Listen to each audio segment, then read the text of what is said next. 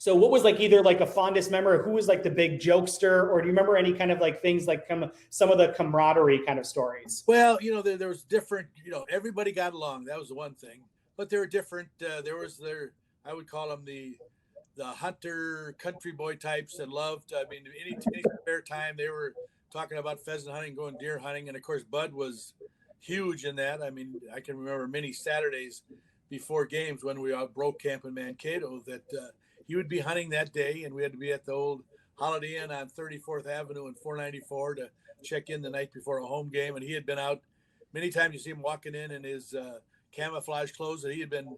You'd think a coach would be just pouring over game feel and game plans and what's going to happen in the game, but he had been out hunting with his son Mike, who's a longtime coach at Eden Prairie, and different. And then there were some guys that I played with over the years were kind of fancy guys. I always think of I had Urlacher was in between Ahmad Rashad and Sammy White, two great players, but totally different guys. Ahmad might come to practice in a Brioni suit and have jeans on and hair not combed, but everybody got along and everybody appreciated that we came from different walks of life. So there was pranksters. I always remember the late great linebacker Wally Hilgenberg was a prankster that would always be, and we'd play jokes on the coaches. Jerry Burns had a real fear of insects, so of course we'd put insects in these film cans. It's so old now that you use tape, but it used to be film cans. You open up and a spider or something fly out, and he'd have a conniption fit. So a lot of jokes, but he had a pretty good sense of humor too. So it was always fun. I mean, you had to keep it light. You worked hard, but you were together, and always had good roommates that were fun. That you didn't. I roomed with Tarkington for a couple of seasons and on the road and training camp. So it was.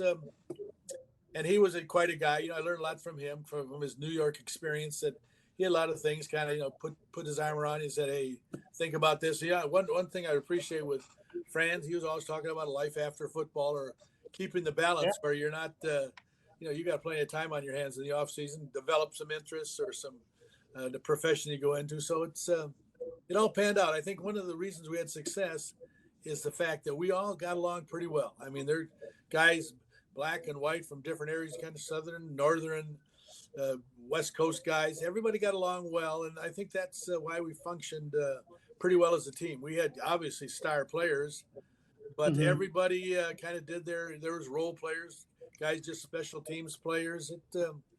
It all worked out. But there's, you think of the Belichicks and the Parcells, the new coaches. Some of these great coaches have a way of getting the most out of their players, and that's no easy task sometimes, because you're dealing with a lot of big guys with healthy egos, and you got to kind of channel that into, because the only statistic that really means things are wins and losses. I mean, I think Bud was also you bring in some veterans. I played with 1 year in 1973 with a great player named Carroll Dale, who played with the Packers, and he was won 2 or 3 Super Bowls with the Packers, and he would say about even those great Packer teams that no one cared about how many statistics you had, how many catches you had or touchdowns. The only thing that matters is work as a team and get the wins. And